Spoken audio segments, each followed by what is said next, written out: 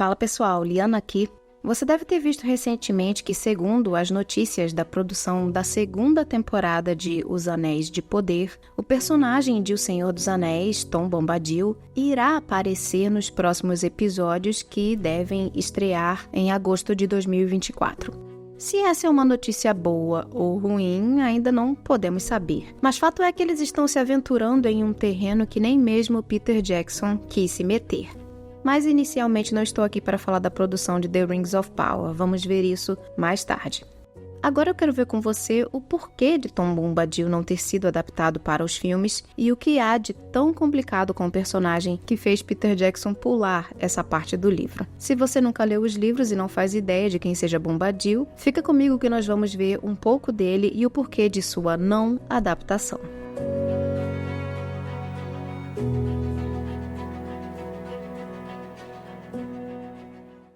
Tom Bombadil, o enigmático e alegre guardião que vive na Floresta Velha, ao lado do condado, é frequentemente deixado de fora das versões cinematográficas e televisivas da obra de J.R.R. Tolkien.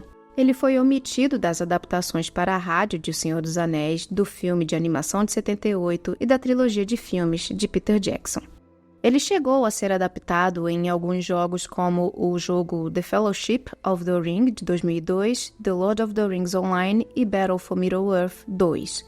Tom é um ser misterioso, alguém com a aparência de um velho de botas amarelas, aparentemente imortal, que vive na Floresta Velha com sua esposa Frutadouro. No livro A Sociedade do Anel, no capítulo Na Casa de Tom Bombadil, o personagem é apresentado quando Sam, Merry e Pippin se perdem na Floresta Velha. Eles são atacados pelo velho Salgueiro, uma árvore maligna que tenta aprisioná-los. Tom Bombadil aparece de repente, cantando uma canção alegre e ordena ao Salgueiro que liberte os hobbits.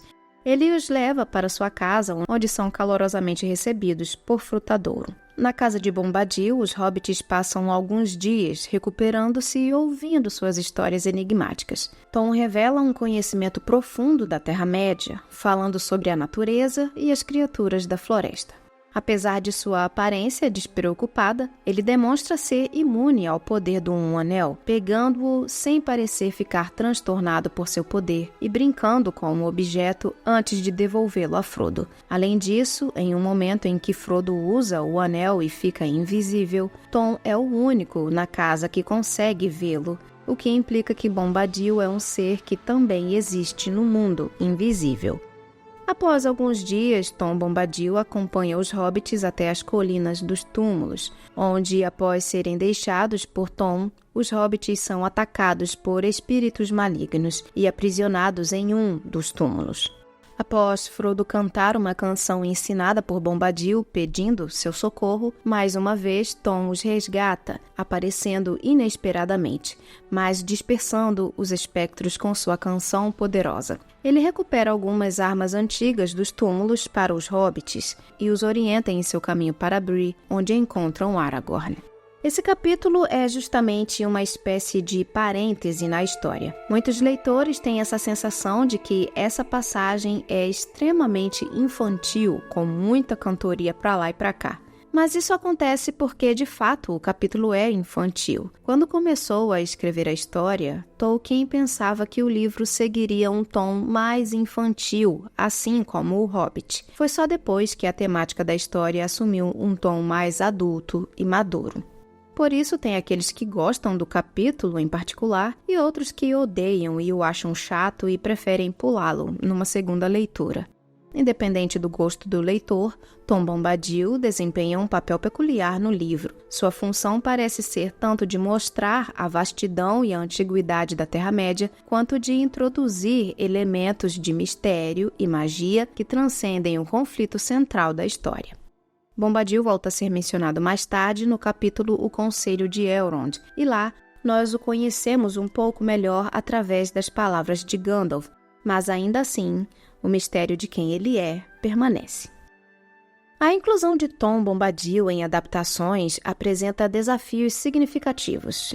Em um filme ou série de TV, onde o tempo é limitado e a narrativa precisa ser focada e coesa e avançar, uma sequência com Bombadil pode parecer um desvio desnecessário.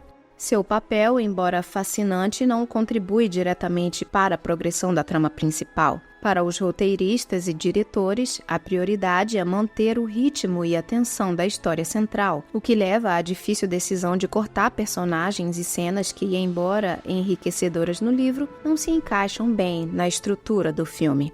Além disso, Tom Bombadil é uma figura que desafia explicações simples e definições claras, algo que pode ser difícil de se traduzir para a tela.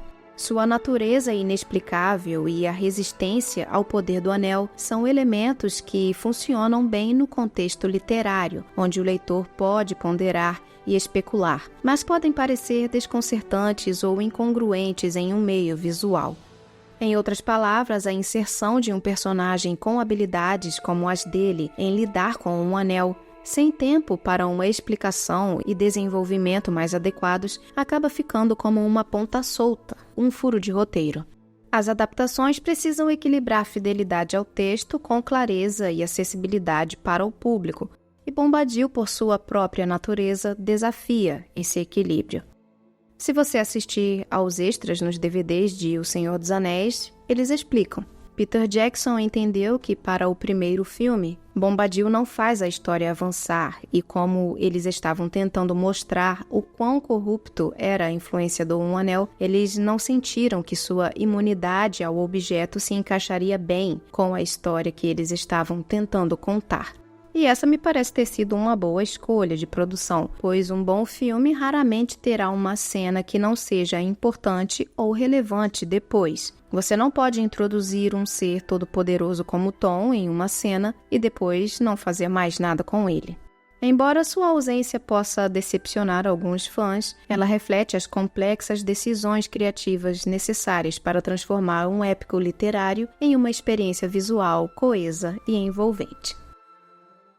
Agora sobre Tom aparecer na segunda temporada de Os Anéis de Poder. Como eu disse no início, acho que ainda é cedo para dizermos se isso será bom ou ruim, mas a julgar pelo que foi a primeira temporada, eu imagino que a inserção de Tom na série não será algo assim tão interessante para o plot da Forja dos Anéis, do Anatar do Celebrimbor e da destruição de Eregion. Onde raios ele se encaixaria aqui? Não se encaixa. É por isso que eles irão movê-lo para outro núcleo da história, como veremos daqui a pouco. Para ser justa, me parece pelo trailer que já foi divulgado que os produtores da série estão tentando se esforçar um pouco mais para entregar algo mais fiel, entre muitas aspas, nessa segunda temporada.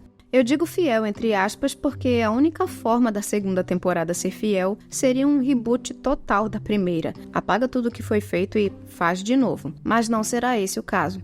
Então é claro que para incluir Bombadil na história, ele terá de aparecer em um outro núcleo. E ele vai aparecer no núcleo mais chato que tem nessa série, que é o núcleo daqueles pés peludos, andarilhos e perrapados. Segundo a entrevista do produtor Patrick McKay ao site da Vanity Fair, abre aspas, ele não tem uma função dramática clara que justificaria sua inclusão em uma adaptação cinematográfica realmente ótima. Então, estranhamente, ele é meio que a coisa mais Senhor dos Anéis em O Senhor dos Anéis. E também a primeira coisa que você cortaria se estivesse adaptando-o como um filme. Mas temos a vantagem de um programa de televisão e, portanto, vamos encontrar uma maneira de explorar isso. Sei. A reportagem ainda continua dizendo que, para a série, Payne e McKay tomaram a liberdade de dar a Bombadil um segundo lar nos arredores de uma região chamada Rhûn.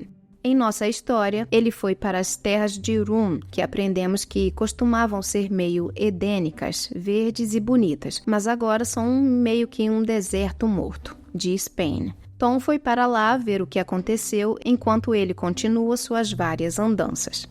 Rhûn é o mesmo lugar onde a segunda temporada de The Rings of Power encontra as personagens Nori e Pop enquanto elas escoltam o estranho em direção à descoberta de seu propósito de vinda à Terra-média.